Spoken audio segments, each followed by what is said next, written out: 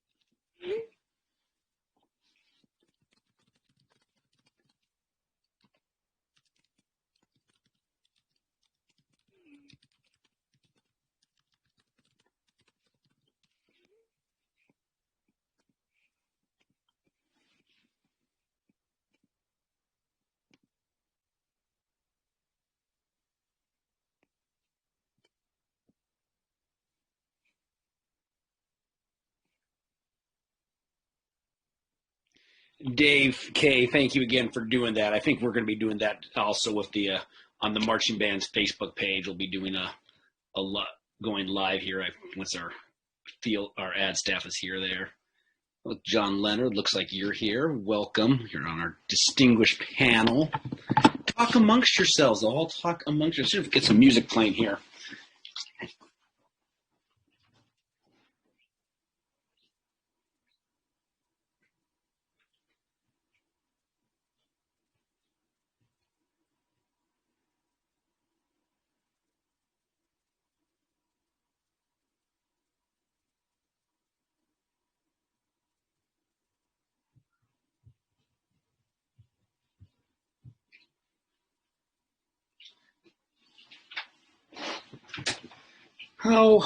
Let's see. We're up to 22 people here. Nice. See, I'm looking at all there people I know. Again, feel free to introduce yourself in the chats and all that. Webinars, unfortunately, unlike a Zoom, they're not as interactive. But we only have 300 people can meet at a Zoom meeting, and that would put us over what we have even in the UMB. So the idea was doing this thingamajigger by doing a webinar. We could accommodate way more people on that one. But the flip side is there's just not as interactive. So please, the chat is open. Feel free to introduce yourself, say hi, say your favorite band memory. So it looks like Sarah Leno is connecting here. Good. The bar is also open. Again, have fun. If you want to do this, should have fun. Ooh, very nice. Cool. And let me do something here. The people on the panel should be able to share their video. I'm going to make sure that's doable here.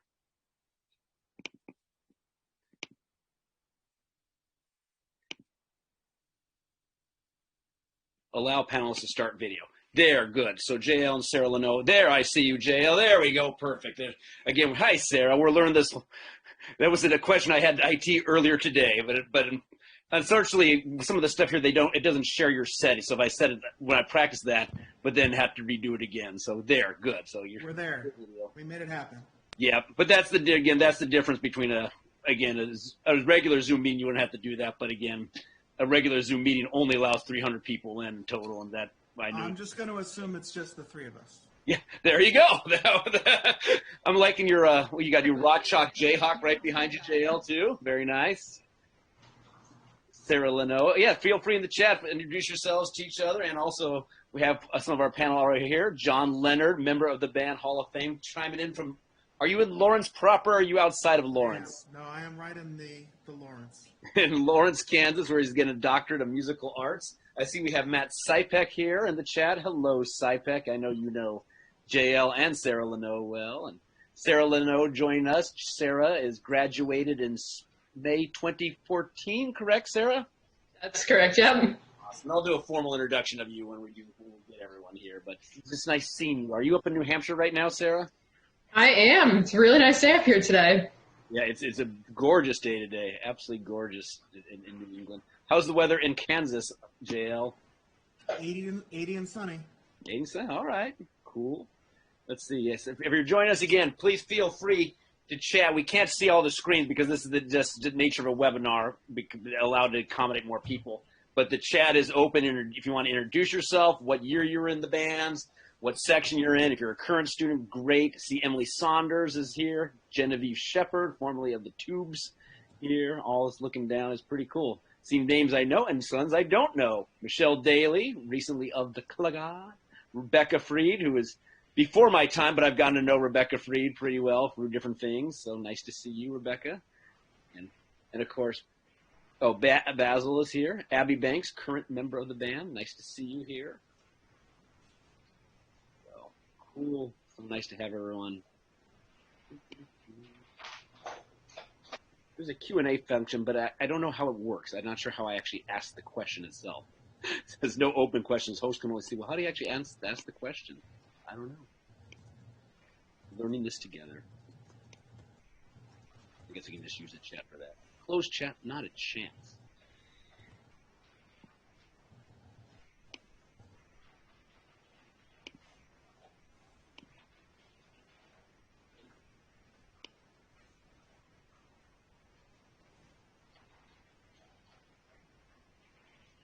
Ah, JL, good catch on that on the chat. Absolutely. Yes, good catch on the chat. Well said. That's why JL's a panelist. Yeah. He knows all the ins and outs. That's exactly right. That's exactly right. Yes, again, if you're chatting, make sure you put on there, because you get an option of you can chat to the panelists, which is set up for when you do these kind of things, so that the panelists, if people have questions, they can get to them. Otherwise, make sure you click on all panelists and attendees, and everyone can see what's happening in the chat. That's what we want to do. You don't get the 3.5 degrees without figuring out some things about Zoom. Oh, Q&A. Okay, Rebecca Freed has that. Has the baby band been meeting this year? Yeah, in yes and no. Yes, in Zoom MMB, as we're calling it. Zoom, we are, but we're not meeting live. We were early on at the end of June. The university decided what classes would be face-to-face instruction, which ones would be virtual, and it sort of went by what classes did you absolutely have to take, you couldn't replace to graduate as a face-to-face. So that's why a lot of the music major stuff like wind ensemble and chamber choir are meeting, because those are degree ensembles. So the stuff I do, concert band and marching band, because it's not required for degree, those were assigned virtual, which while discouraging, it was nice getting that knowledge that early at the end of June. So you had July and stuff to, July and August to kind of figure out how to do this kind of thing. Whether we figured out how to do it, I don't know, but just actually having a plan has helped. So cool. Tiki Dave is here, everybody. That's exciting. My drum majors are blowing up my phone right now. Oh, Ali Kosteva is here. I need to change Ali's settings because she is going to be able to actually run this Facebook Live for the marching bands on this. So hang on, Ali. I see you here. I'm gonna do some stuff with you. I think, Ali, I first had to promote you to panelist, and then from panelist, I promote you to something else. All right, Ali. So you should now you should be now as Ali Kosteva. You should now be a panelist. There you are. And then I think I can change you now to a host so that you can do the Facebooking thing. Hey, Ali. Hang on. Hi. Okay, great. Now that you're a panelist, I can assign to Awesome. make you host, I believe. There you go. And I can claim it back, but that allows you so you can now do all the video work. So you can Perfect. Thank you so much. Thank you. Thank you for asking. Hello. Hey, Staloop-a-Doop is here. Aaron Staloopy. So, and Sally Johnson. So nice to see you, Sally. I don't think I've seen you at all yet this year. I haven't seen you. No. Even though we've all been existing together. I know. But since we've had different percussion Zoom meetings, Winds percussion meetings, and guard, Sally, I know you're going to all working the same thing. I just haven't seen you at all. So. I haven't either. It's good to see you. The same. His illness. JL! Hello.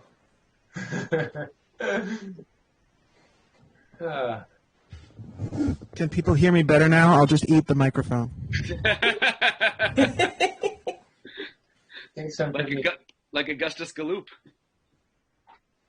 Augustus. Aaron, I appreciate that you really put together the office with the instruments on display. It was behind me. I thought about just getting rid of it completely, but I guess I needed some flair. I think it looks awesome. I think your game is quite good right now. It's going to exist over there. He's got the piano in front of him, too, so he can entertain us. I think so. I think we need some kind of, as we're assembling music. That sounds great to me. That's awesome. That's all I'm good for. That's all I know. You got to pay more to get. You have to pay more to get more than that. You gotta get a tip jar in here. Professor. What's up, folks? Sure. How are you doing? Oh, hey, There he is. Good to see you all. You get some water. How's it going? Okay. Yeah. All things considered, things are cooking and working in school, and Yeah. there's a lot. Are It's a lot. you seeing kids actually, Luke? Or There are kids in the building. We're still in the process of recruitment and getting established in the building. I just got an email actually from our superintendent that there were 6 cases of COVID today. So the high school is going to go remote for a week. They just or 2 weeks. So we were supposed to have marching band rehearsal today, but I got an email saying it was canceled, and then a superintendent email saying why. And it's just taking the hits as we go, I guess. So yeah, I every guess day so. is another adventure. Yeah.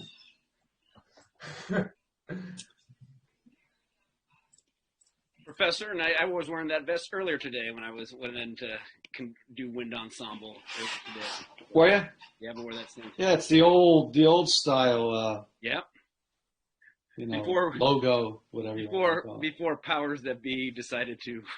That's correct. I'll stop. I'm gonna stop. I'm just gonna stop right now. Yep. Before the powers to be. We'll edit that part out of the recording of this. Yes. Yeah. No kidding.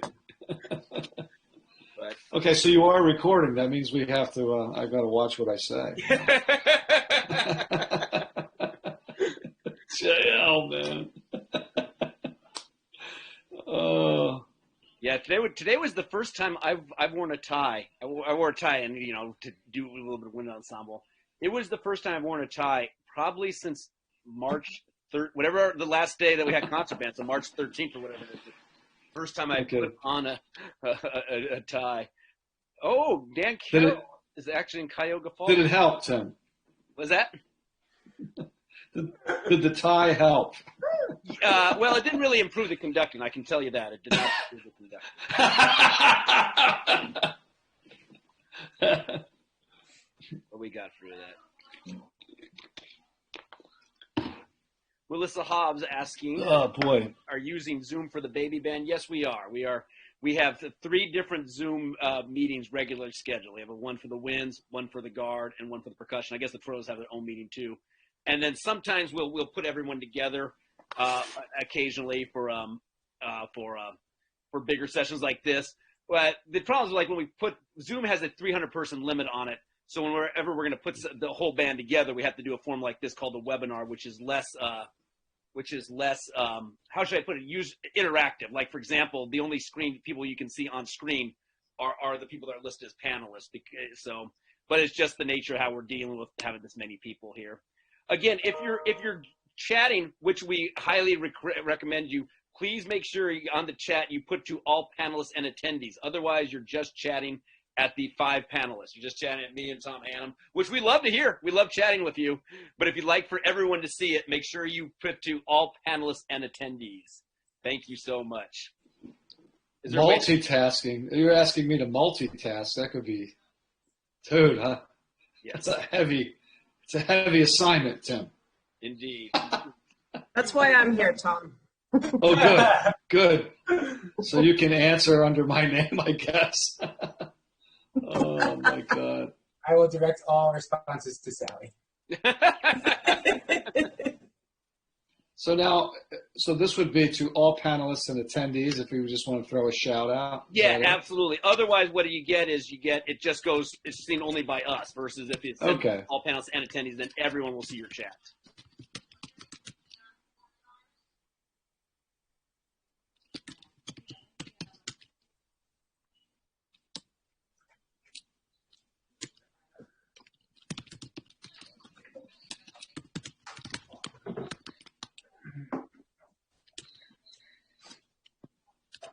I invested in a button for my elementary school students when they do, a great job. Just a button that says, it's like a easy button from Staples, except instead of saying that was easy, it just says nailed it, but it's in different forms and variations.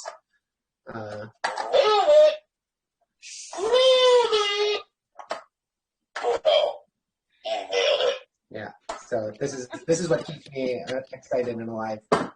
Our little trinket. This is a nice. I'm looking at the participants that we have here. I see some names blast from the past. Tom, I see Andy Kim is with us. I see there's a name. Yeah, nice. Going old school back to like my first year here, and then wait. We're considering Andy Kim a blast from the past. Well, I only go back scary. 10 years, my friend. Andy Kim. I only go back 10 years here. No, I'm kidding. Doug Pepe in the house. Kim Pass is in the house. Doug Pepe, that's about that. I'll accept. That's a blast from the past.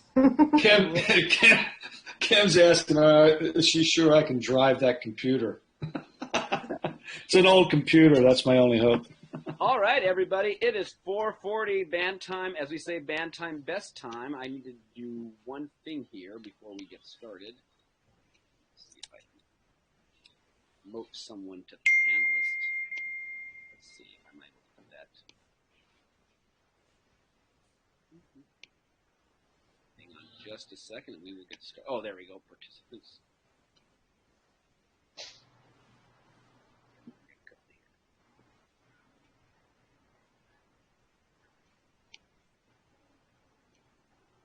Well, maybe not. Dan Carroll, I'm trying to make this work. That may or may not work on that one. So right now it seems like it's not allowing me to. Oh, wait, no. Well, maybe I can do this. No, it doesn't look. Oh, I know why. Hang on just one second, Dan Carroll. I'll get to you, and then we'll get this underway. Allie, I'm going to move you around temporarily out of being the host. And then I'm going to go do something here. Okay, that's right. I couldn't do this. I'm the host now, and let me find Dan Carroll. That will allow me. Okay, time's up. We'll see you guys all later. Take care. Thanks, everybody. Go UMass. Okay, man. All right, Short, Dan Farrell. short rehearsal today. UMass FS. Dan Farrell, you should be able to do your video now. Let me see on that. Let me make sure you're allowed to do that. There you go. Dan, where are you right now? Dan, you're on mute. There we go. I am actually in Clifford Stadium here in Cuyahoga Falls. I live in Cuyahoga Falls now, and I wanted to briefly share a memorial that they put together for Mr. Parks shortly after his passing in 2010. I'm going to flip my camera around here. And what was once a very small tree is now, I would say, 30 feet tall. So something nice that Cuyahoga Falls did. As many of you know, they were really kind to us there, and they put together a nice plaque for him here. So this is something that's been kept up by the school and the marching band ever since its survived directors, and just thought that would be kind of a nice, poignant thing to share with the group. Well done, Dan. Thank you so much for doing that. That is very, very much appreciated on that. Thank you, Dan. And then, yep. Dan, I may kick you off being a panelist now. That's good. Let's see. Change role to attendee. Bye, Dan. All right, cool. Oh, wait. Did I kick off JL? I think I kicked off I think JL. you did. JL's out. No. Let me find JL. I got to get JL back in here. We're off to a rousing start here, aren't we, everybody? JL, there we go. Promote to panelist. There we go. All right, now we're back on. I'm not going to screw around with that anymore. Hey, JL. All right, JL, man. Welcome, everyone. We're delighted you're here. Thank you for joining on this special occasion here. We have tons of alumni here. We have tons of the current band here, the baby band. Delighted. Again, we apologize that we can't do this more interactive, but because we already have we're currently at about 346 people here, which is way over the Zoom meeting limit of 300. So we're doing this webinar. We encourage you to use the chat throughout all of this. Make sure you just use it when you type, make sure it's to all panels and attendees. Otherwise, only the people that you see on your screen are the only ones who will actually see your type. So please chat it up so we all can see there. All right, let's do some introductions. We got a lot to get through today. For those that don't know me, my name is Tim Anderson. This is my 10th year at UMass Amherst, coming to you live from my basement in Amherst. It's nice to see all of you, actually see all of your names as I'm seeing. It's nice to see Sarah and Staloop and Sally and JL, Tom, the ones that I see. But I'll be kind of doing the kind of questions on this, just like for some of you that may have gone to our session at MMAA, right before the world ended, Tom. That was like days before the world ended when we did our little session on Professor Parks. I'm kind of doing the same thing, just kind of like the master of ceremonies. But let's introduce our panel, and I'll introduce them by names, and they can tell us each about themselves. So Professor Hannum, being the august gentleman that you are, sir, if you'd like to introduce yourself. Okay. For those I don't know what a gust means, but I'm going to assume that it was favorable. But most of you people, actually, the people who probably know me the least are the current band, because we really haven't had much of a chance. I guess we haven't engineered much of a chance to get together. So this is in many ways our first opportunity for the current drum majors that are out there. As we were a little nervous, right, in our first meetings with the percussion. I'm nervous, okay? This is nerve-wracking for me. It really is. But at any rate, so I'm the associate director. I am in more of a part-time capacity starting this year. And I guess at least as it relates to this particular webinar with Mr. Parks, I was fortunate to work with him for 30 years and came here as a grad student initially. They seemed to think it was a good idea to keep me here, and so I'm still here. I haven't gone anywhere. So persistence, if nothing else, and but I've loved being here. It's I've loved what the whole project has been. But the 30 years with George, and then he, of course, passed on this day, in 2010, and I was, kind of put into the director role there for the year, and then Dr. Anderson has been here, as he mentioned, for the last 10 years, and I've been, lucky enough to still be participating. So that's what I got, and it's really great to see everybody here. I would like to say that I think this should really be, and I think we're off to a good start. This should once again be kind of a celebration of Mr. Parks's teachings, his legacy, his memories. It should be that kind of a day for us. So I hope you'll join me in fulfilling that. So thank you. Awesome, thank you. Let's go on another. Let's see who's been here longer, Sally or JL. I'm pretty sure JL. So JL. Why don't you introduce yourself? Coming to us live from Lawrence, Kansas. Hi, everybody. John Leonard, JL. That nickname was given to me by Professor Hannum. Sure. All recognition until he changed it to L later just for himself. I got to shorten it up. It was too long. It was too weighty. Yeah, it was. So I came into the band in the fall of 1997. That was the Tommy show that year, and did 4 years with the band on trumpet, and hung around much in the same way that Tom just described. It was just sort of you couldn't get rid of me. And then I came back for grad school for a degree a master's degree in jazz composition and arranging. And even though I had no assistantship with the marching band, I just worked with the marching band for all 3 years. Started doing front ensemble stuff with them. Started doing some writing stuff. Tom would always give me the percussion feature and say, make the ending better. We did this one 4 years ago. The ending's got to be different this time. And that's kind of how I got started in the business. And then started doing the hoop band. Hoop. And I did that.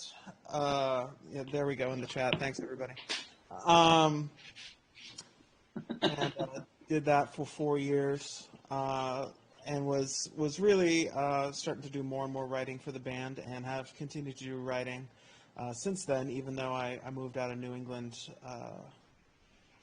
4 years ago. So I went to Western Michigan University for a master's degree there for 2 years, taught their band for a year, and now I'm in my second year at Kansas getting my DMA. Awesome.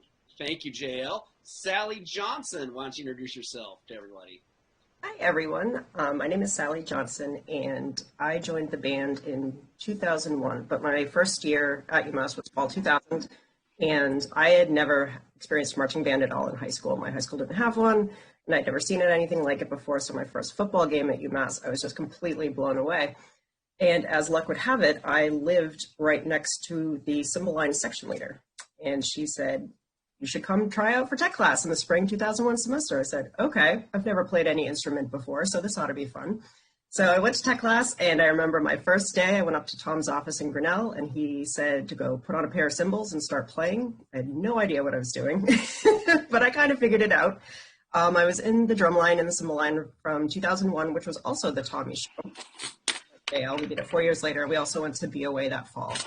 And then I was in the drumline through till 2004 when we went to BOA again, which was really cool. We did West Side Story and an Elton John medley. And then I graduated in 2005. I moved out to the West Coast for a bit. I taught some groups and some lines out in California, and then I was in Vegas for 2 years, and then I'd had enough of that. So I came back in 2008, and with Tom's blessing, I started teaching the cymbal line. I've been here ever since. You can't get rid of me now. And I've also been running MPS since 2003, with the exception of 2 years when Michelle Gollin was running it. And this was the first year without MPS, so it was very weird. I should also point out to the three people that you already met, everyone, those are our 3 members of the band Hall of Fame. Tom, JL, and Sally are all members of the UMMB Hall of Fame, so that needs to be recognized. Let's go next to a drum major from on the season of 2010, the founder of Loop Nation, Aaron Staluppi. I think Tom is the founder of Loop Nation. I just am the embodiment. Again, all nicknames knighted to me by Tom Hannum. Loopy Nation, went to Loop Nation, went to Nation, and then went to Loop, and those sometimes are interchangeable. Um, yeah, so hi everyone, I'm Aaron Staluppi coming to you from New Jersey. My first year in the band was in 2006. It was the Henry show, King Henry, in Chicago. Yeah, I think you wrote that chart. It was a Michael Flesh chart, but I definitely had my fingers on it. Yes. Awesome. But yeah, I was a tuba education or music education, tuba performance major. I didn't know about UMass or the marching band until I was at actually a high school competition in New Jersey. The UMass band was en route to their Allentown show, I believe, and then they came in. I think the show was it was a jazz show in 2002, and it just kind of blew the house down. And I was like, I'm going to join that band one day, and then that happened. So I did not expect that, but here we are. And yeah, I completed my degrees, my undergraduate degree, and then returned to do my master's in tuba performance at UMass, and where I got to be the orchestra teaching assistant and also help out with the marching band in a more administrative role, and serve as a student later for Dr. Anderson in his role as the new director, and then working on Tom and JL and Sally in various categories. And Sally, I miss seeing you at MPS, and JL at the Drum Major Academy every year, and then Tom in my everyday life. But yeah, I think that's. I currently teach in elementary instrumental music in New Jersey, where I help make music happen for elementary students, and it's awesome. I was a member of KK Psi and the tuba section, T-Sub, and all that stuff. And the stories you could tell from Midwest Clinic 2012 as well. But yeah. That's a whole nother story. And the last member of our panel was a freshman that year, and then went on to be section leader in the field staff, and now is back in a special role of Tau Beta Sigma. So Sarah Leno, why don't you introduce yourself to everybody? Hi, my name's Sarah Leno. In 2010, I was a rookie in the tenor sax section. I'm originally from Bakersfield, California, so I joined the band because I didn't know anyone and I wanted 300 new friends automatically. And so obviously my first year was the 2010 show, which we're going to talk all about, and then ended with Macy's in 2014.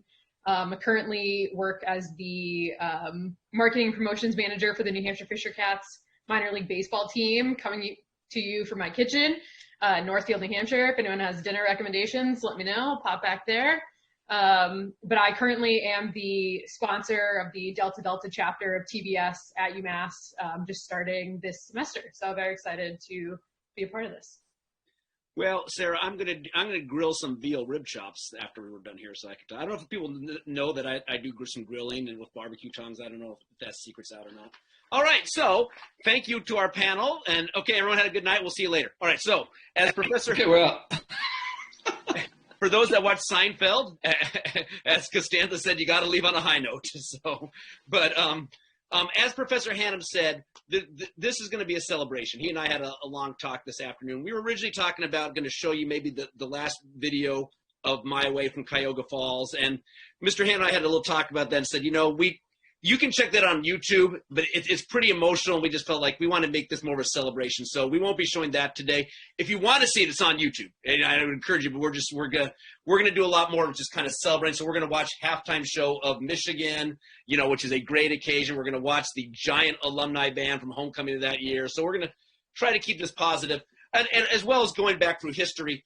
So if anyone would like to talk about what was the excitement about like playing at Michigan? How was that hyped up? What was the feel about the band getting to go to the University of Michigan?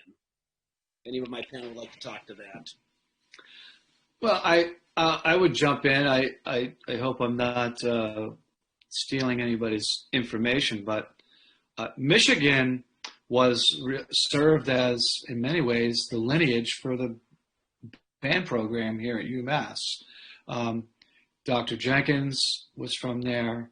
There's a number of music faculty that had attended Michigan, and they had a certain identity and style, and as a music school, were highly recognized throughout the nation as being one of the very best. So, but it really does go back even before Mr. Parks, and then when he was hired, there was a very definite shift away from that style that Michigan offered, and that was, I don't know that was exactly met with all the enthusiasm that one might have hoped for, but persisted, kept on going, and so there is a long tradition there, and I think also the just going to a school, a football game like that is, that was kind of outer space for UMass. I mean, we've never been playing in front of any kind of audiences. 100,000 people is, crazy. And so there was a lot there. I think it meant everything to George. It was certainly a check box, a check in the box, and feather in the cap, and all those things. And I think because of the tradition with the band and what music at Michigan represented, it really, really it meant an awful lot to him. And in turn, he kind of shared that with the students. And so maybe you guys could offer from the perspective of what he said to the students in terms of how important he felt this was. Any of the other panelists here? I'll jump in. That was a big part of it, is the lineage of all of our, the educational faculty in the music school, in the department, in the university as a whole. And I think to just hype the band up, I remember my freshman year, our first game and away trip was to Navy, and that was like one big destination. I think this was on a whole nother level because of the prestige that comes with like Big Ten football, and the environment that encapsulates. And it just, as Tom said, that was something that we weren't really exposed to a lot in Amherst, Massachusetts, and as a band we didn't really go to that many away games, and we picked. I guess Mr. Parks and Tom picked and chose like what our events would look like, and this was a kind of like a milestone in terms of exposure and performance opportunities for the band, and really just hyping ourselves up to play our best, look our best in a situation that was foreign to us. I remember I think I have it in my notes here that early on during camp, Mr.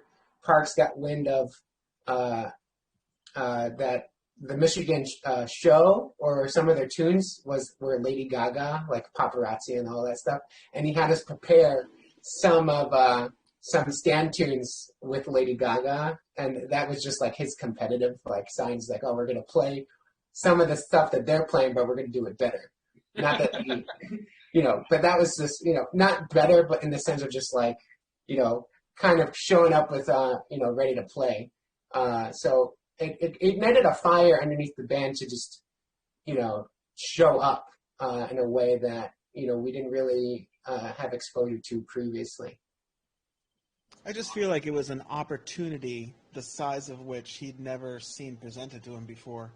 He must have been through the roof when the football schedule got released and he saw that was on it. I was 31 at the time, and I also did not know anything about this kind of culture. I'd never been to a game like that. I still remember just walking with the band from the band building over to the stadium, past all the tailgates with people with flat screen televisions in the back of their cars and the giant barbecue setups, and how many cars had the flags and everything. And And I was like, man, I've never seen this before. And then getting into the stadium, we were there like super early. No one was in the stadium, and looking around, being like, this isn't that big. Until every single square inch of the stadium was filled with a body, and then I was just like, oh my God, there's so many people here. And that was a first-time experience for me too. I've been lucky enough; I got to go back once the year that I was with Western Michigan. We also played in Michigan, and I got to go back. But those are the only times I've had to experience that kind of thing. And he had, and like you said, like my trumpet teacher, Walter Chestnut, he was a Michigan alum, and the Clocks, and John Jenkins, and like everybody had talked about it, but never had the experience. And I think George just knew that was something that he couldn't pass up, sharing with everybody, whatever it took to get out there. And of course, we probably thought that we were going to get absolutely crushed by the football team, but that wasn't the point. And then we didn't. We were still competitive into the third quarter. Yeah. That was the was that the Rich Rodriguez era of Michigan football, Tom? It might have been. Yes, We won't talk about that. We won't talk about that. That didn't last too long. I would also say, too, that it was typical for events to be scheduled that pushed the band into a next level. Very, very typical. So there was always this quest for getting to become better and function at a next higher level, whatever that might involve. But, oddly enough, for many of you guys, you wouldn't know it, but the first one of those things was Micah. That was like a big deal when I first came up here. When we went to Micah, that was like the creme de la creme of what we could do. And, then it obviously evolved from there, to various different things. And I remember when we went to JMU, James Madison, that was like a super duper big deal. That was my freshman year. And I remember. Yeah, man. Lots of fundraising. Can't do that anymore, But, I mean, the band would like fundraise to go to these things. It was, and in that regard, the students kind of owned part of the experience in a different way. But, not to get sidetracked, but there was always these things, the BOA, the Allentowns, and there's everything just kept coming up, that there was more to shoot for. So that's important. So, Tom, I don't know if you want to speak about this here or later, but I remember when in 2014 when we went to Penn State, one of the biggest challenges was the front ensemble, how the logistics of that was going to work. Well, I imagine, was that similar going to be at Michigan, because those Big Ten bands don't use a front ensemble. Was that going to be a major challenge there too? Oh, yes, absolutely. And it was, that was something that occupied, probably more so George's attention. I mean, I was with him on this, but, he was the point person in terms of the communications. And I mean, it was every day. And he was toiling over this tirelessly. And you could tell that it disturbed him, just because he needed to make sure that the front ensemble students got to perform. Mm-hmm. And that was and he was going to do anything that was necessary, even if we violated their protocols, which was unusual to happen. But I mean, there was so much time and effort spent at how we're going to execute this. And like Tim, like you're saying with Penn State, we went through the same thing. And frankly, I think we were the better for it then, because we had experienced something once, and we actually rehearsed it at Penn State. I don't know that we really rehearsed it at Michigan. We did not. We just we used the force. we used the force, but it was all consuming. It really was. But it's funny how it works out. But I ended up going to Western Michigan to get a master's degree in conducting with Scott Borma. Scott Borma was the marching band director of Michigan for 8 years, and he was there when we were there. And I just found some pictures. Stulupi or somebody posted the link from like the band parents thing. So, yeah, you guys in the perch. Where Borma and I are in the same photo, but like we don't remember meeting that weekend. But like, now he's my mentor, my friend. But he was definitely up in the perch when we were rehearsing with the band at the Michigan, when it was a parking lot. They've put grass down there since. But I've talked with him since about that, and he was scared crapless about the front ensemble specifically. Yeah. About there's one tunnel. There's one tunnel onto that field. It is long. It is steep. It has to be clear when the football teams are on it. And he said the guy that decides at the bottom of the tunnel is the most powerful person in the town of Ann Arbor on game day. Whatever he says goes. And if he says there's no room for the front ensemble to come out, then you have to say, okay. And like that guy would come. And so everybody was scared about that. But man, those kids were awesome. And those Pitt kids that year. And I remember they split like half and half to make sure that at least half the group got to be on the field watching the game, and the other half of our equipment was all the way up the tunnel out on the landing up outside, and half of it was like tucked under a stairwell or something like that. But they were awesome. And then the sound equipment too. You know how we do at UMass. Yeah. Awesome. So I didn't put this in the Google Doc I shared with our panel, but I'm wondering, was Cuyahoga Falls, was that chosen, was the late Jim Kerstead part of the choosing of Cuyahoga Falls, of having connections there, or does anyone know on that? It's just a guess on my part. I don't know, and I am suspecting that we weren't organized to pull that off. I think we kind of got any place that we could en route that was reasonable and would accept us. And honestly, I think really the thing that was the deciding factor, and you guys all know this, there needed to be a performance. So if there was a performance to be had, we're going. And they were having Thursday night football for some reason. So before the NFL. Yeah. And so that leads us, if anyone wants to share a memory, and again, I mentioned we're not going to watch the performance of Mr. Park's last performance. That is on YouTube. You're more than welcome to check that out. Look at that. Brandon Duvall is here, who is the band director at Cuyahoga Falls. He is. Oh, there you go. Yay! Nice. That is wonderful. Thank you, Brandon. But any of our panel, if there's anything you want to share about that, how the performance, once you got to Cuyahoga Falls, how that went, feel free, please, to, share anything you'd like about that evening. It was raining. It was a no pit, right? The pit. Oh, it was a no pit. No pit, no sound. Yeah, it was band's au natural. The football game actually went into double overtime that night. Yeah. I remember waiting over with the drumline and Tom for a long while. It was just there was bad weather. It was a culmination of a few different curveballs. Going up to the performance. We were all in jeans and our rain jackets. And then we just all right, we're going to do this thing. Definitely a mix of things. I feel like the brand director at Cuyahoga Falls was also an alumnus KK Psi as well. I think there was some kind of connection there fraternally. But But life memory says in the chat. Life member of KK, yes. There you go. Hey, Sarah Leno, I got a question for you. Since how long was this? Week 2 of the semester? How for you as a freshman from way far away from the Central Valley, California? Was this just all over your head at this time? Pretty much, end of the second week of classes. You're at this point however many hours away with people that you've known for 3 weeks at that point, but I remember getting there and people were just so excited.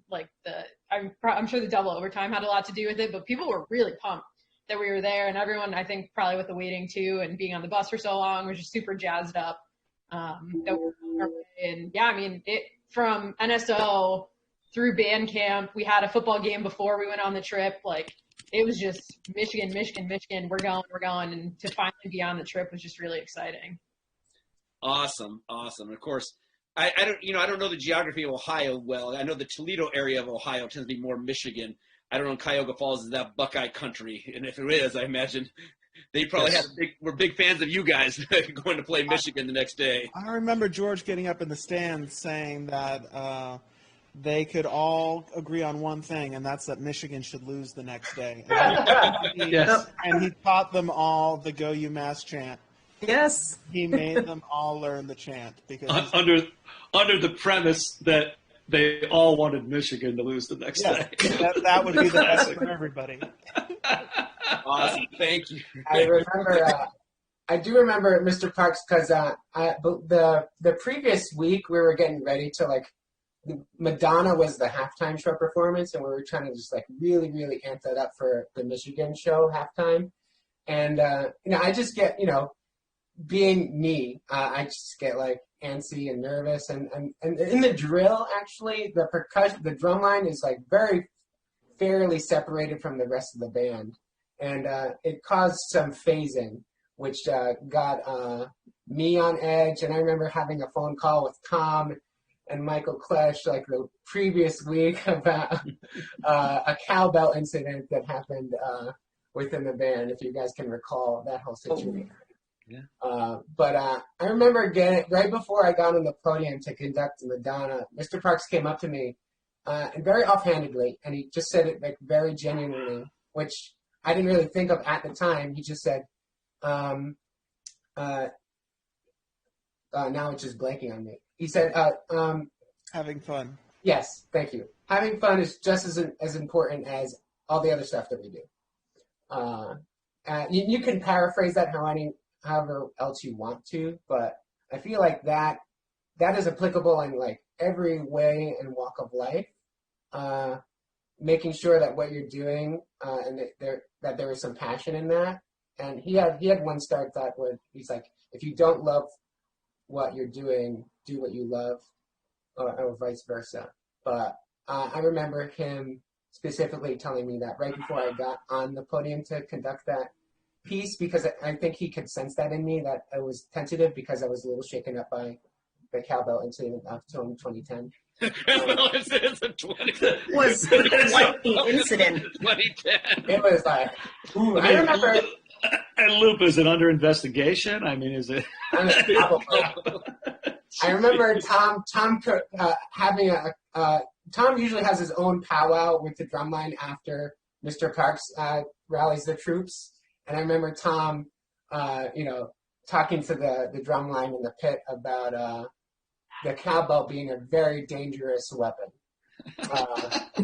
So just have that in the back of your head. And then right after we did the whole finishing the performance, I remember having a conversation with Tom and Colin, I think just about like drumline etiquette and procedure on and off the field, and just like how they look and like where they're supposed to go. And then the rest of the night, took place. But yeah, it was just a lot of things, just like little details of just fine tuning every little aspect and giving words of encouragement, but also just drilling home that there's always room for improvement to help get us to where we needed to be for performance in not just Michigan but throughout the season. So I just wanted to share those little moments. Sorry about the little brain fart about the one quote I was supposed to remember. Well, I don't care. I think the great cowbell incident of 2010 that needs to go into the lexicon of the University of Massachusetts. Courtney Brennan, your history crew that are here, that needs to be marked down. The great cowbell incident of 2010 needs to enter into our history. This is the All right, first shirt. so and then obviously you did the performance at Cuyahoga Falls, and then everyone, then things happen. We know what Professor Parks leads us. Now, Tom, I know you had to deal with all that kind of stuff there. What was it like in the gym? What was your memory to then? Tom always dealing with this kind of stuff. For everyone else, what happened next in the gym? Well, since he's here, I would just really love to take the opportunity that I've never had for 10 years to thank Brandon Duvall, because what he and all the band parents did that night was just really next level stuff. And I know he had some band parents that were at the hospital with Tom, and people were there all night long. Yeah, I mean, I would just say that, there was the first question was it was after midnight. Like, do you even tell people or do you wait until the morning? And then the decision to tell people, it's so crazy the way UMass operates. We operate like a drum corps. We're sleeping in gymnasiums and stuff like that. I've been on so many trips since with bands where everybody stays in a hotel And like, but I think about it at that time and be like, man, how would we ever gather the troops if we were all in a hotel right now? Like, it was just so perfect the way that everyone could come together and be together in that situation and not be alone in a bunch of rooms. You know, I think it was just really conducive to the situation.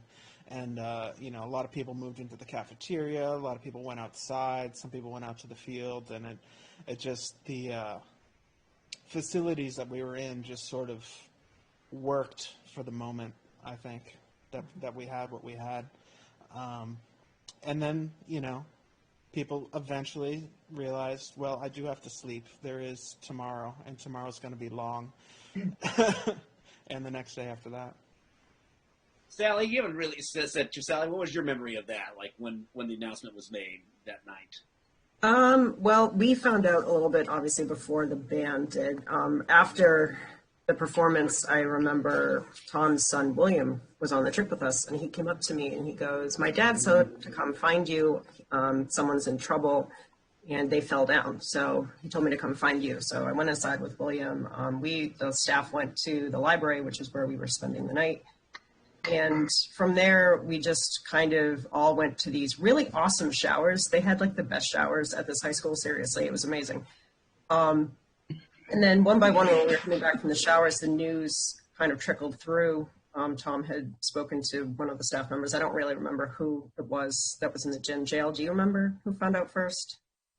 I mean, the band manager, Katie Bogdan, probably. Oh, was it Katie? Yeah.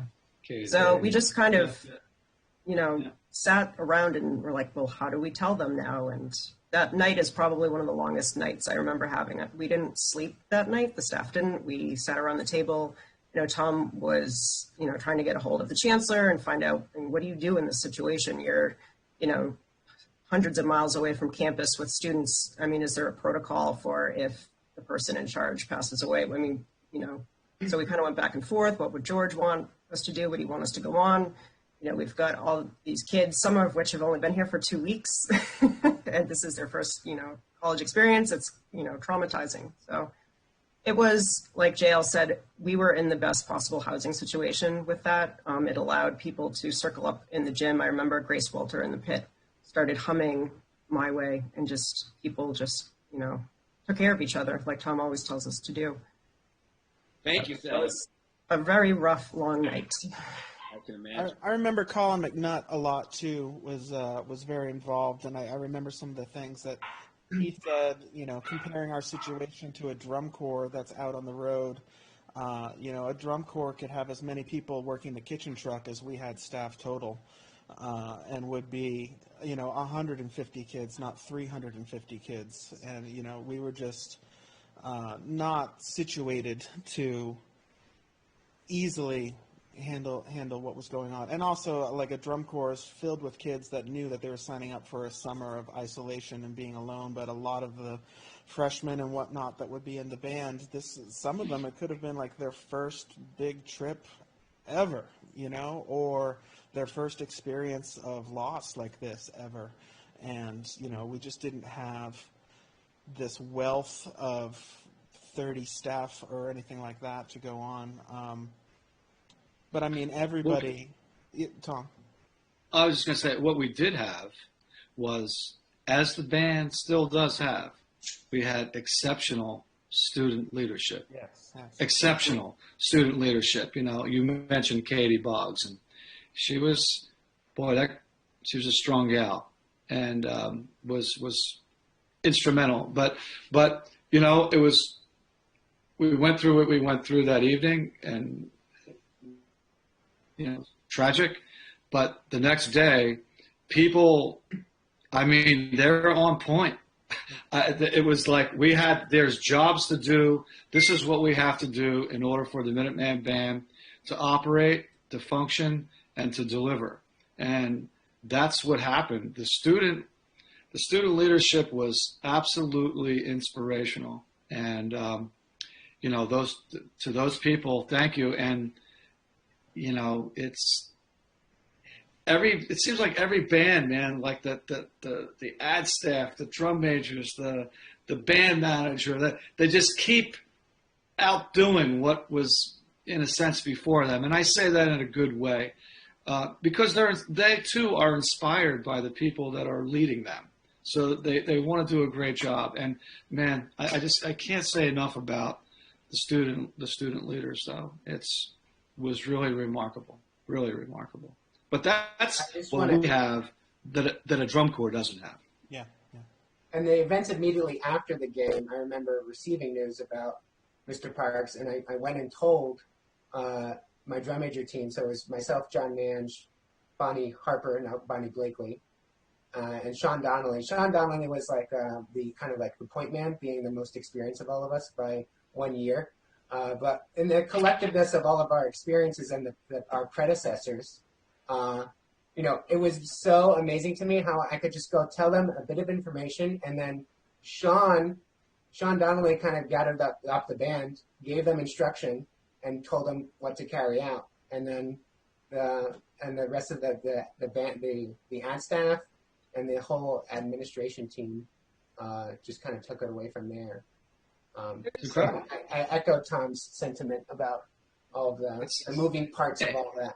You know, and like to the point of this being a celebration of what George taught, what he developed, what he left as a legacy, man, that the ability, the training of those students to do what they did under those circumstances says everything about the value system of the band program and the things that were developed as like for the ad staff, the field staff, and how that all trickles through. Just simply amazing, really simply amazing. But that's part of his legacy, man.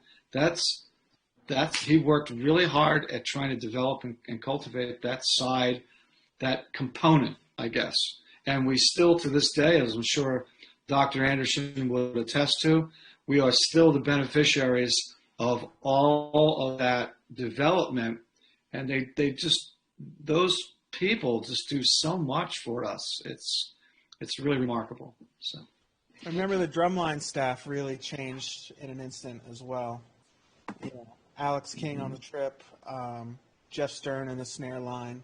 You know, they realized inside of a second that their situation had changed. Tom now had other things to deal with, and they just started taking care of business.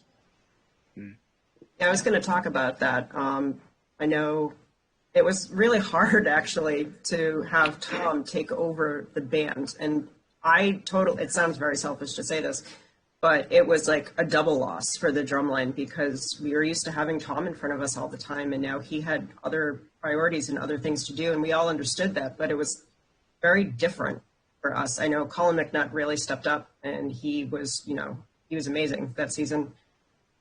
Those grad TAs we had, Jake Gall, I mean, this was his first year with us, and he's just amazing. He just rallied the troops with Sharif and Alex King, but it was definitely difficult for the drumline, at least from the staff perspective. I can't speak for the students, but from the staff, we really felt like we had lost Tom too, even though he's on the other field teaching the band how to do pregame. And I will never forget hearing you, Tom, through the megaphone when you were teaching Roll Down the Field during the here we go, go UMass. You said, I'm chanting, I'm marking time, I'm turning to the left.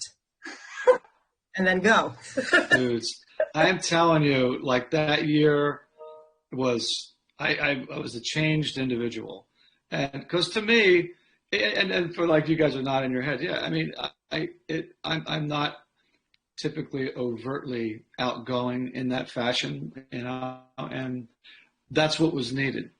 That's the band needed that, and I found that to be. I was talking with Tim earlier, and that's what the students were hoping for when they came on board with the group, and so I tried as hard as I could to like fill that void in some way so that it hopefully met some expectation and kept the spirit, kept the spirit going. And but man, we're lucky to have a lot of super duper great people, and Mr. Clutch came back and helped, and I mean, I called him up that night and said, "What? Can you get on a plane?" He was there, and that's so. Yeah, can't say enough. Well, Can't say folks enough. in the field, I know we got yelled at because people started, no one would say go UMass anymore. And during pregame, people were still going, here we go, turn to the left. And they were like, stop doing that. Stop it. Stop to say go UMass on the field. That was like a real sticking point. But I mean, the people on this panel, it's amazing how from the outside, like it didn't miss a beat. And I remember it was so shocking, but there was never a point where I ever felt like I was not going to be okay or like the band wasn't going to be okay. Like we had a direction, we had people, the amount of people that stepped up for us and the way that people stepped up for each other is just, it's mind blowing to remember it. And the way that Tom handled it was so graceful, and bringing in people to come, you know, pastors and people from the community. And like I said, everyone kind of went off and did their own thing. But yeah, I mean, you know, things are, when you're at your best, when things are at their worst, and everyone kind of filled that role. And so Tom, thank you. I always want to say thank you for the way that you handled that. And then all the other staff as well. And even, you know, drum majors. I'm such a big fan of everyone on this panel, so I'll fangirl for everyone that can't actually talk.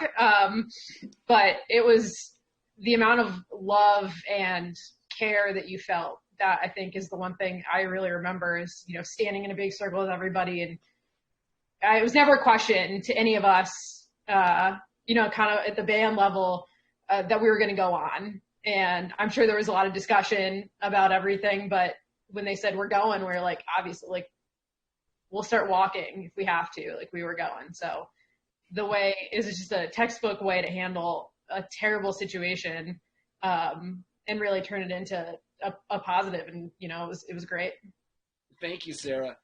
Demi Salupa, you raised your hand. Did you want to chime in, Demi?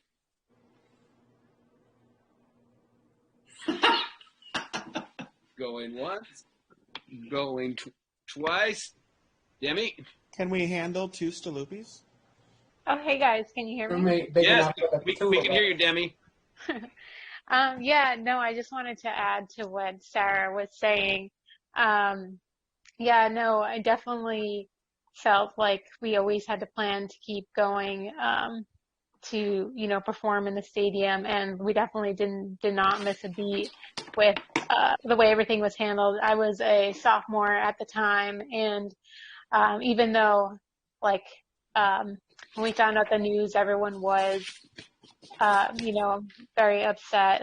But like just the way the whole situation was handled between the staff, the professional staff and the ad staff, and even the folks at Cuyahoga Falls, I remember like the next day they gave us like all of these snacks. We rehearsing, then we came back and we had a plethora of food and snacks, and they did everything they could to make us feel better. And I think even the band at Cuyahoga Falls also had like a parade for us to, and also for Mr. Parkson to help us get our spirits up. But yeah, we were definitely going in to the big house, you know, on a mission. So I just wanted to add that. Thank you, Demi, very much. Appreciate that. All right, so the next day we move on to moving on to Michigan and that kind of thing. And any memories how we came back to being a band the next day? Well, I mean, I know we were supposed to have like a morning rehearsal, so that got canned. We just kind of got up and got on the buses. But, you know, getting to Michigan was immediately all that stuff that we were talking about. Like, we were at Michigan. We were on their practice field. Their marching band was there watching us rehearse. After we rehearsed, we got to watch them rehearse. I was so naive about that stuff. Like the fact that they played our fight song as part of their pregame, I thought was like a dedication to us. But like, of course, they had learned it a week ago. Like that's what you do in Big Ten bands. I didn't know. Whatever. I thought it was very nice of them. But I mean, we got right to work. I remember talking with Mr. Parks on the bus ride out about how we needed to make cuts to the music because the music was too long for the time that we had, both for pregame and halftime. And that was what we were going to do in the morning rehearsal that we cut. So, like, we needed to do that in that afternoon rehearsal and then the evening one at Howell. And, I mean, like, we had work to do. Like, we had to get out there and do it. And everybody just started doing it. It was great. John, and help me out. If I'm not mistaken, also, was there a former drum major and alum that was a grad assistant at Michigan at the time? Yes, my good friend Trish Cornett, one of my drum majors. But, of course, we were the same age, and we went through music ed together at UMass. So it was great having her there. I'll never forget the game day. We did our pregame. I think we played some Oye Tukonga for our pregame. And then typical pregame show for Big Ten football. a little bit of Gloria Estefan. But then, I was starting to, like, pack up microphones and stuff, and she just, like, grabbed me, and she's like, somebody else can wrap that cord. If you've not watched this, you need to watch this right now. Because they were about to come out of the tunnel and do, like, the Michigan pregame. And, of course, I had never seen it. I'd never seen it from the stands, never mind the 50-yard line on the field. Just again, going back to why we did the trip in the first place, like, what an opportunity to just see the pageantry, how they treat tradition and bands in those kinds of football conferences. It was just awesome to be a part of that stuff, and it was so great to have. I took the Western Michigan band there 2 years ago, and I was not so lucky to have the random band grand assistant assigned to us be somebody that I'd known for 15 years. Like, it was just such an amazing thing to have that connection waiting for you when you got off the bus at the Fennell Band Building there. Since I didn't know Brandon was going to be here, why don't we let's invite Brandon Duvall up here to talk. I'm going to make Brandon a panelist so we can all recognize him and thank him for the kindness he and his program showed at UMass then. So, Brandon, I'm going to make you a panelist here, promote you to panelist, and then I'm going to allow you now that you should be able to show your video. Brandon Duvall, let's give a big welcome to Brandon Duvall, who was band director at Cuyahoga. Oh, look at the shirt Brandon's got on, everybody. Yes. Go ahead. And Brandon, where are you teaching now? I believe you've moved on from Cuyahoga Falls. Yeah, I left Cuyahoga Falls in 2015, and now I teach at Orange High School, which is about 10 miles east of Cleveland. So I'm still here in Northeast Ohio, but I've migrated a little bit north. But I wanted to, before I forget, I want to thank Dan Carroll, one of the UMass alums, for telling me about this event. I have another meeting to go to in about 15 minutes, so I'm going to have to go. But as you can see, I still have the polo shirt that the UMass band gave me in 2010 when you came to Cuyahoga Falls. And I often think about the band and the students when I wear this. And, Tom Hannum and the rest of the staff, what he was saying about the student leadership and how clearly defined everyone's jobs and expectations were when this tragedy came upon them just spoke volumes to what Mr. Parks wanted to see happening with the band. It's like they knew what needed to be done. And even, as a director that had been teaching for a little while at that time, it was impressive to see the students and the staff work so quickly and so efficiently to get everyone on their way. Awesome. Thank you again, Brandon. We really thank you for stopping by today and all you did back then. That's absolutely wonderful. Well, we've talked a while. What you guys want? What do you say? You want to watch halftime from Michigan? Let's do that. We'll give everyone's throats a little rest and let's watch it. Let me share the screen here and I will pull up halftime from Michigan. All right. Let me share a screen and make sure I push the tabs. Those who've done Zoom, remember when you share a screen, you have to do the play your computer sound tab. Otherwise, it sounds not so good. Share computer sound, optimize screen for video clip. Here we go. Let's go full screen on this guy. All right, there's the big house. Everyone see that? Here we go.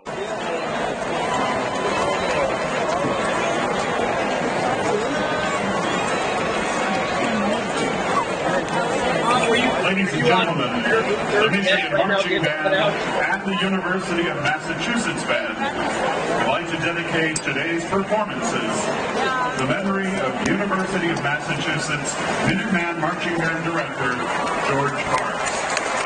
Director of the band for 33 years, Mr. Parks passed away Thursday night in Ohio while the band was en route to Ann Arbor.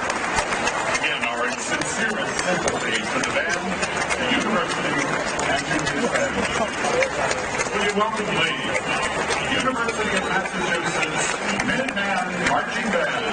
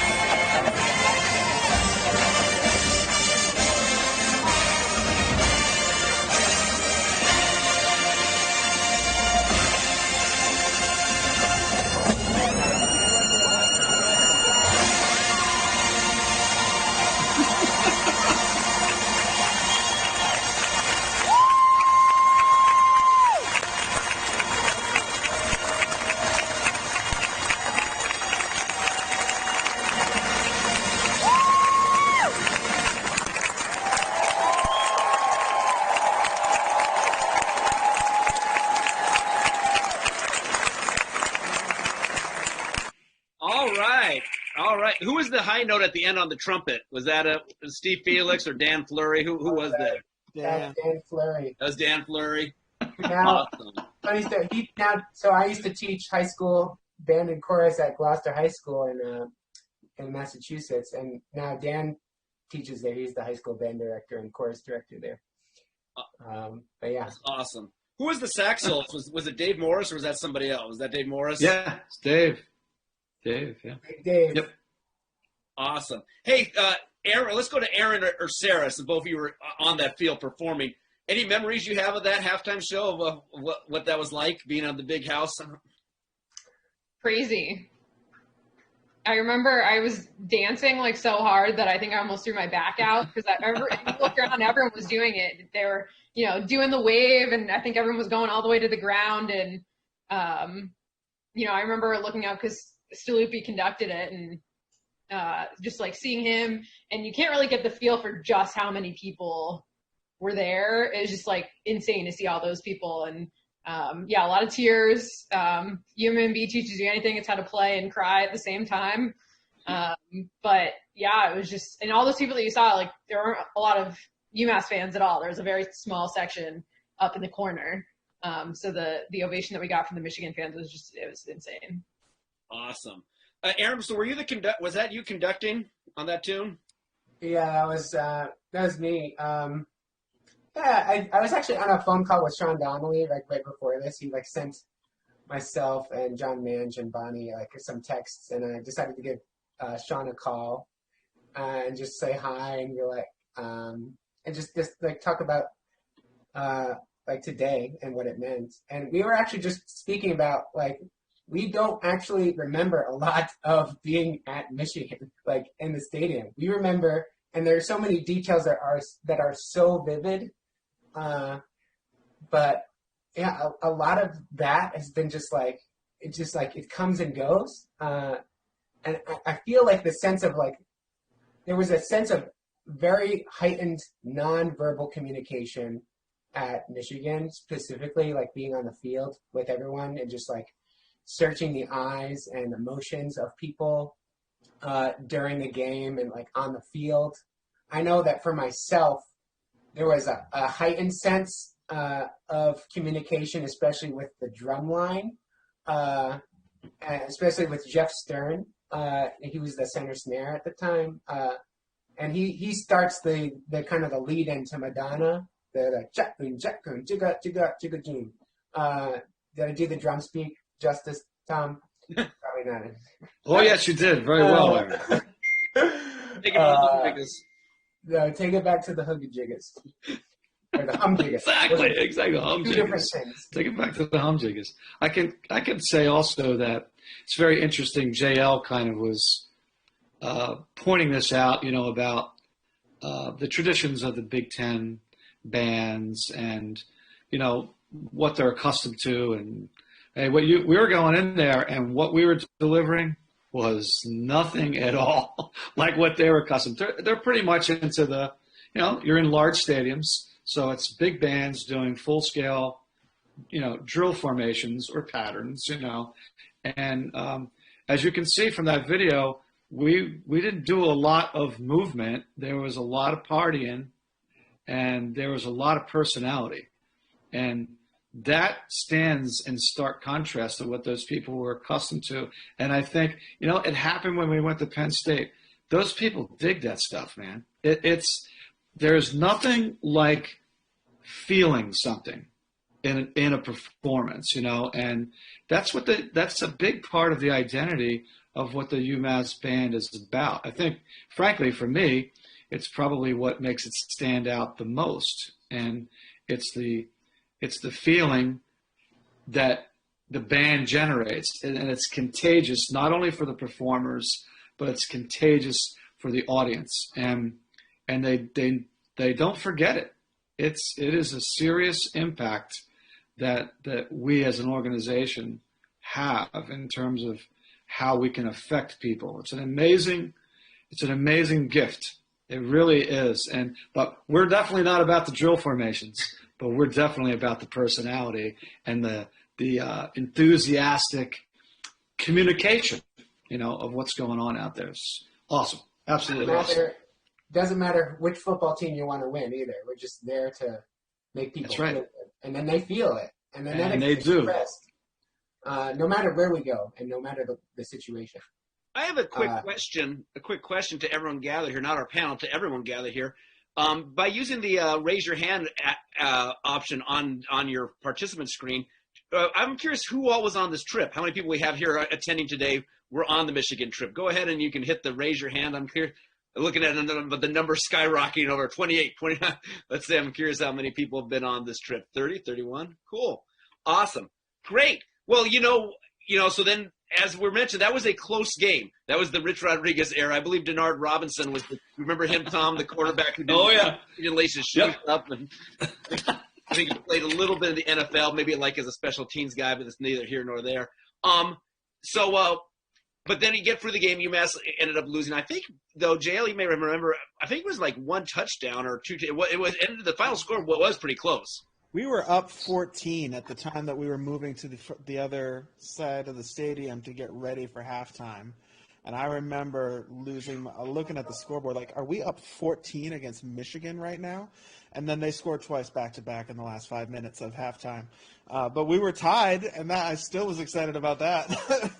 But, and then we were down a bit and got it back. I think we could have won if we had, 5 more minutes of game. Yep. Well, so the game gets done, and then, as you know, the post-game, Big Ten bands usually do a standstill. So my understanding, you didn't do a field show. You did kind of a standstill performance. Is that correct? Yeah. So why don't we, if you're up, why don't you want to watch My Way from that post-game? This is, I believe, you conducting, JL. We'll watch My Way and the cadence. Everyone good for that? Yeah. And this is put from the stand, so it's not the greatest, but Mr. Han and I were watching this video. It's good, though, because you get the crowd environment reaction to this, so you can see the appreciation. So let's watch My Way from post-game of that day. And this is our first My Way performance of the afternoon. All right, here we go. Feel free to sing along if you'd like.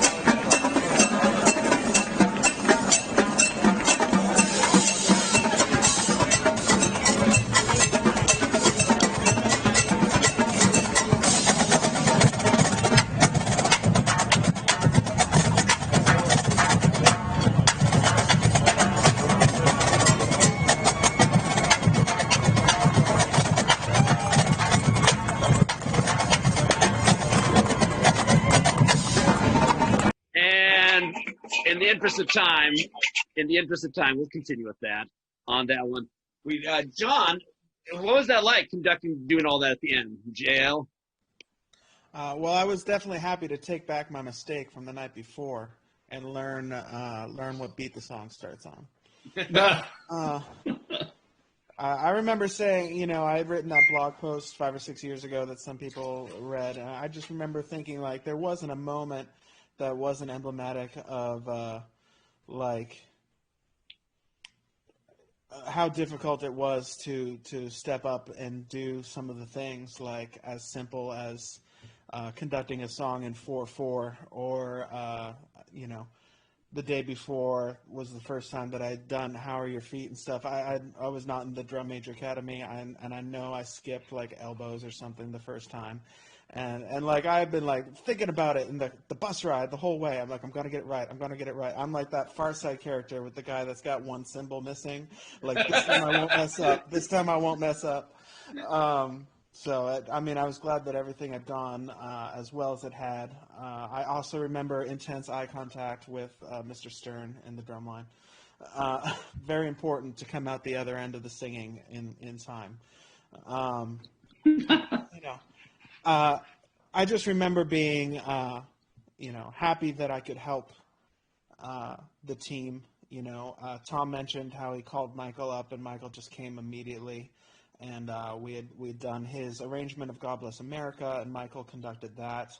And then, Tom asked me if I would do my way, because it was just like one more thing that he didn't need right then. So I was like, yeah, of course. Like, I can do that. And then, by the end of the season, he was doing it, but like on September 18th, wasn't on his to-do list, and I totally got it. I was just happy to help out the team. Awesome. Cool. Any other thoughts so the trip ends, you come back to campus, and now it's on to the band season going forward. I believe if I'm not mistaken, the very next weekend the band went to Gardner. I don't know if we've ever had a band member from Gardner or not. It seems like I don't know that Gardner's ever given anyone to the band, but I seem to believe we went to the home of the big chair. And then I think Allentown you pretty much had the whole season, if I'm not mistaken. You had Gardner, Allentown, regular football games. And if I'm not mistaken, this was also the first season we played a football game at Gillette. Is that correct? The first time we went out there for a game. Versus UNH, I think. Yep. There was a lot of firsts, a lot of stuff going on. As I was saying to Dr. Anderson, this was no regular season anyway.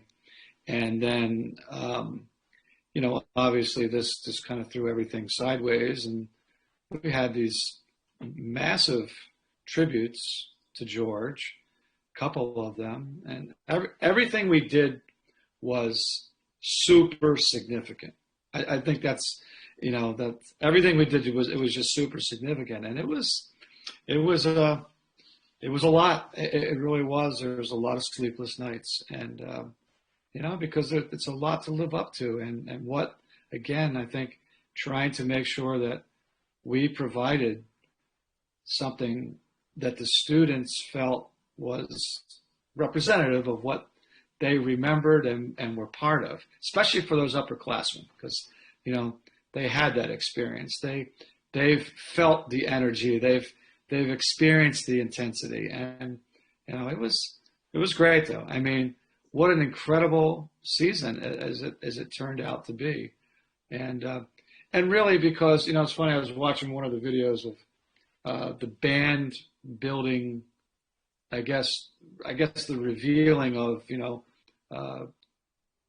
naming it after Mr. Parks and he gave a great speech. I mean, what a comedian the guy was, and really very funny. But so his thing is talk fabulous, but I forget what I was going to say, but it's just everything that went on was pretty remarkable, and yeah. So in the interest of time, I guess I was going to say this, and as he did mention on there's so many people to be mentioned and thanked, but it really and this is part of the teaching. It's about the other people. It's about bringing the people together, and our catchphrase for that year was, make sure you take care of each other. That was how we ended, every gathering. And so I think that one's worth remembering. Make sure you take care of each other, because that one never goes away. So a good one to remember. In the interest of time, because we have about 10 minutes left, as our 4:40 to 6:10 block. And so we get to homecoming, and we have Mongo Alumni Band. Sally, I see you nodding your heads up there. What do you remember about homecoming that year? I remember feeling extremely anxious about it because there were so many people that were coming, and I kind of felt anxious for the baby band because it was, not normally 900 plus people coming for Alumni Day. I also remember all the craziness trying to get all the drums together for the largest drum line ever that we had.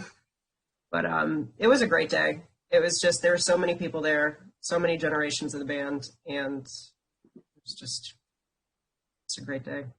In case anyone's wondering how big that alumni band is, we just happen to have a video. So we're not going to watch all of the entire half. Let's watch a little bit of it, and you can see a wall of band. I looked at this, John, and Staloop and everyone. To me, it looks like Band Day. How many people are on the field? It has that Band Day kind of complexion to it. All right, so except I don't believe you had to go up on the gigantic ladder, did you, Mr. Hannum? I know you're not a fan of the Band Day ladder. No, sir. No, sir. I did not go up on that one. All right, so here is homecoming from later that year. Wow.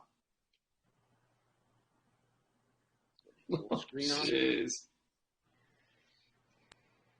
And here we go.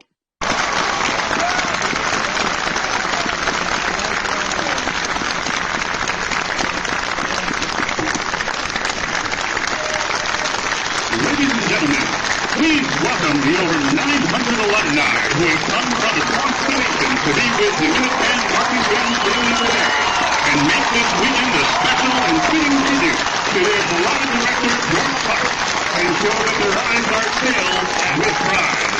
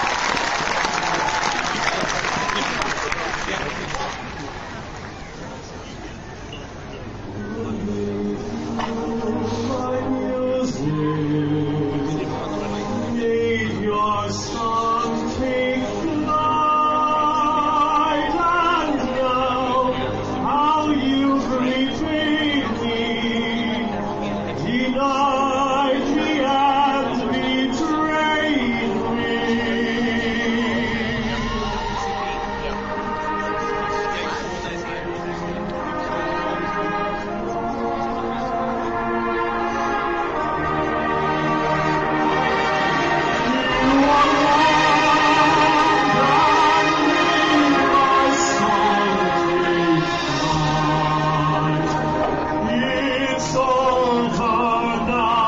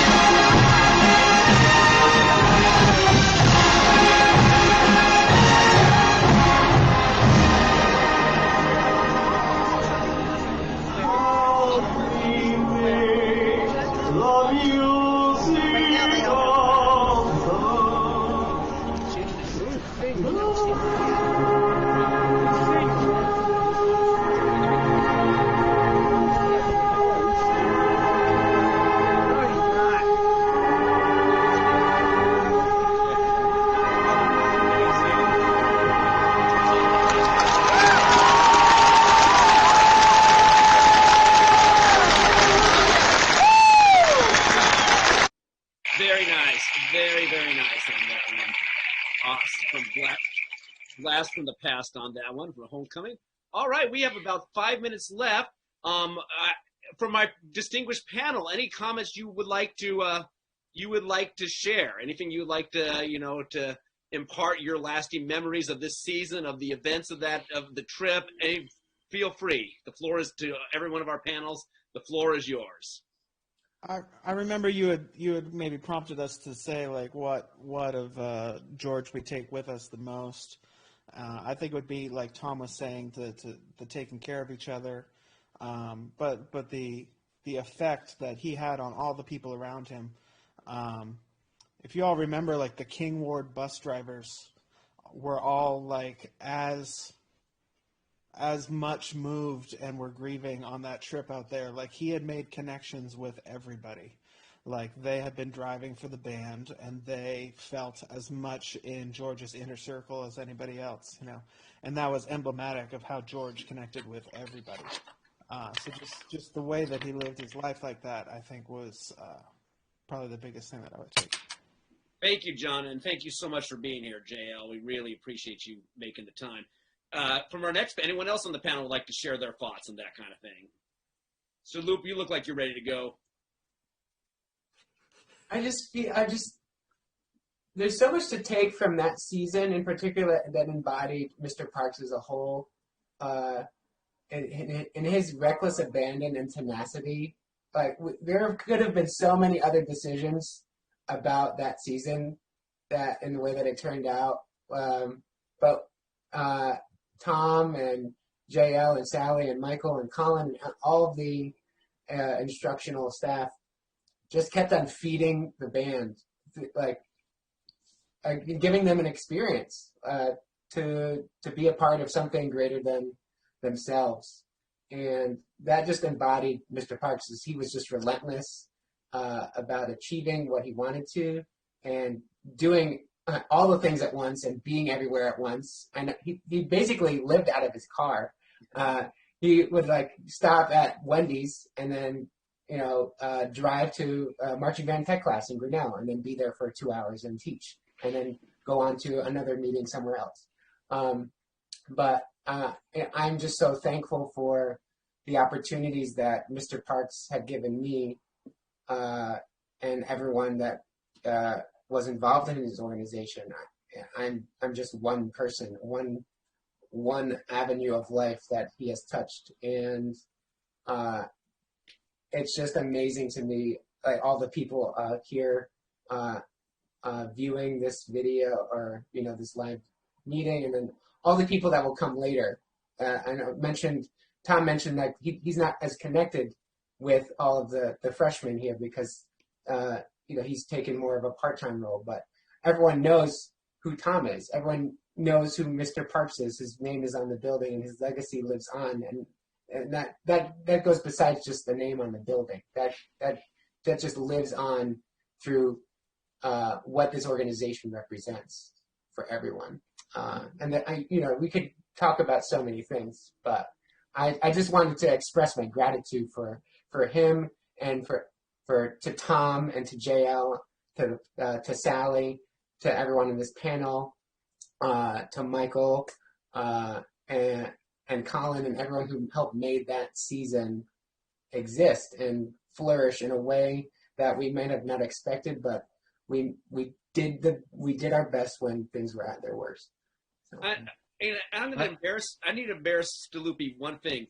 You saw Staluppi in the video, and look at Staluppi now. Let's give it up for Loop, man. Look at this. Look at this thing. That needs to be recognized. Sorry to embarrass you, Aaron, but that needed to be recognized there. I have something to say. My son William talked to me today briefly, and as Sally mentioned, he was on the trip. He was 12 years old at the time, so he says, it's interesting how, 10 years removed, how is a 12-year-old who's now 22 look at this? But he said, this is one thing to remember. You guys who know George, he liked his candy. The guy liked his candy, like sweet tarts and crazy stuff, right? But William says, I remember I had a Tootsie Roll. He says, not a Tootsie Pop, but a Tootsie Roll. And he's like, what do you got there, William? And so William had, he had one. He's like, he gave it to George, and and of course he devours it because he likes his candy.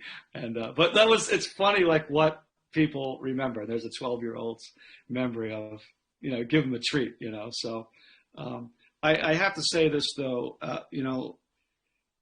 yeah, George's legacy is it is many things, but it is the UMMB and the continuation of this organization. That's his legacy, and you see it in it's amazing. You see the growing numbers, right? So we weathered that storm. We didn't lose a person that year. There was not one person that dropped out of band, which I think is incredible. It speaks to everybody and how people did take care of each other. But the growing numbers, Tim comes along, the band's getting bigger, right? So the band is bigger than the people in a lot of ways. The people are so important, but what is built as an organization it's really remarkable to see it. And I remember about, I think it was like 4 band camps ago.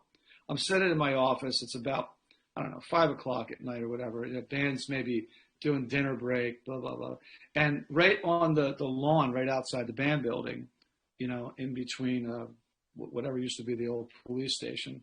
And everybody's out there.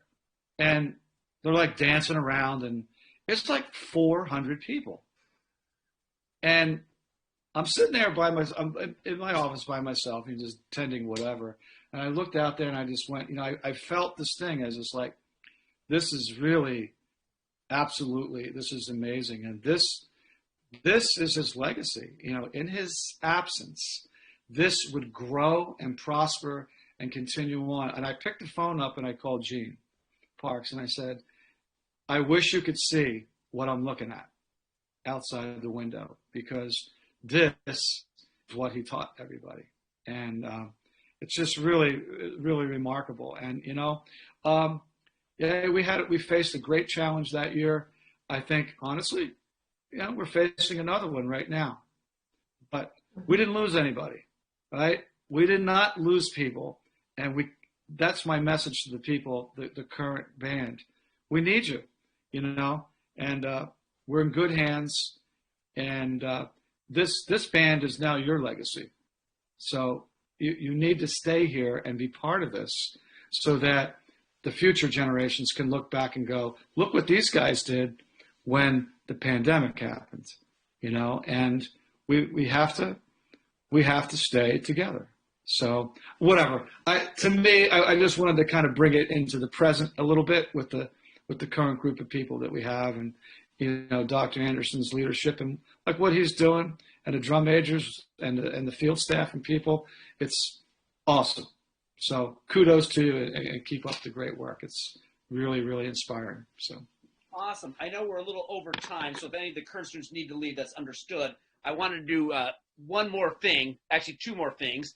Sarah, Sally, anything you would like to add? My biggest takeaway from George was always band is for everyone.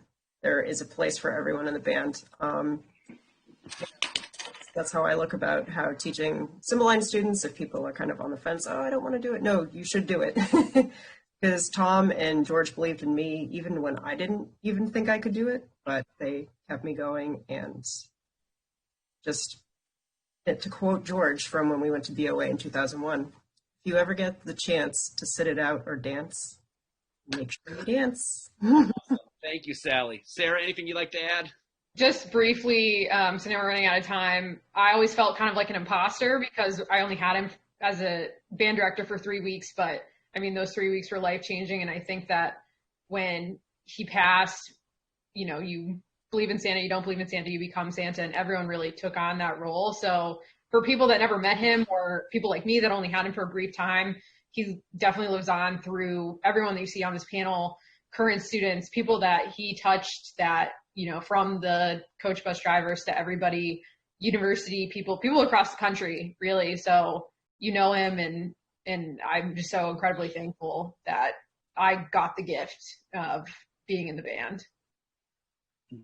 Awesome. Thank you, Sarah. If anyone has to leave, that's understood. The two last things I want to do. One is our 4 Greek organizations, Phi Mu Alpha, Kappa Kappa Psi, Tau Beta Sigma, Sigma Alpha Iota, and did I say Tau? Did I say them all if I missed anyone? But the 4 Greeks, yesterday, we always used to sing Twilight Shadows on George Parks Day outside the old chapel. They went yesterday and filmed the video singing Twilight Shadows outside the old chapel, socially distant. So I wanted to share that with everyone. Please feel free if you'd like to sing along with our university alma mater, performed by our 4 Greeks.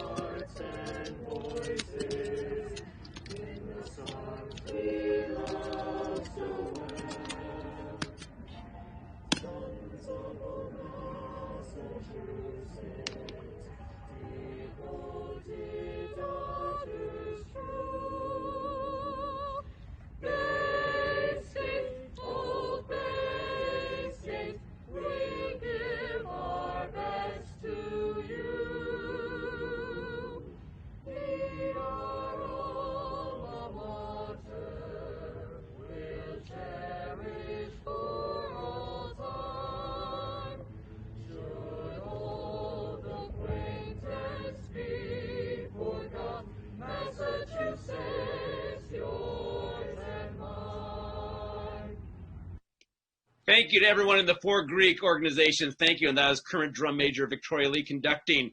Thank you to our panel, Sally Johnson, member of the Band Hall of Fame. Sarah Leno, former field staff of the tenor sax, is now chapter sponsor for Tau Beta Sigma. Drum major, Loop Nation, Aaron Staluppi. Soon to be Dr. John Leonard, alumnus of the University of Kansas, and also of our Hall of Fame. And in his 3rd year at UMass Amherst, please say hello to Tom Hannum. And Loop, since you are a drum major, would you handle dismissing everyone? I think we need you to get everyone up and call everyone to the ready and dismiss all of us. Got to unmute yourself, Luke. I can't even remember to unmute myself, let alone which body parts come in this. Do I have this band to do this? You got whatever you want to do. You're Luke. You whatever you want to do. I'm in pajamas from the waist down.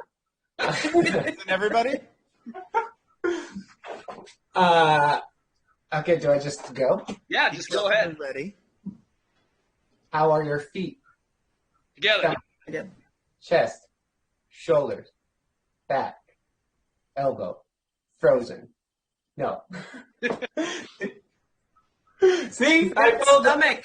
Yeah, stomach. This is what I was talking about. The trick is you have to say the responses in your head as you do it. All right, take it from the top, Loop. I'll answer for you. Okay, here we go. How are your feet? Together. Stomach, In. chest, Out. shoulder, Back. elbow, Frozen. chin, Up. eyes, With pride. eyes. With pride. And who's got the best band anywhere? UMass. UMass. That's right. Sorry about that. No problem. That's exactly the way I wanted it to go. Love you, Luke. In true Aaron Staluppi fashion. And we will have this is recorded. Keith Paul will have this on the band alumni website. So do that. Thank you, panel. Thank you, everyone, for joining us. Go UMass. Eyes with pride. Well done. Well done. Go UMass. Thank you all. Thanks, Tom. Thanks, Tim. Thank you, guys. Thank you. You. I'm just going to awkwardly sit here until everyone leaves.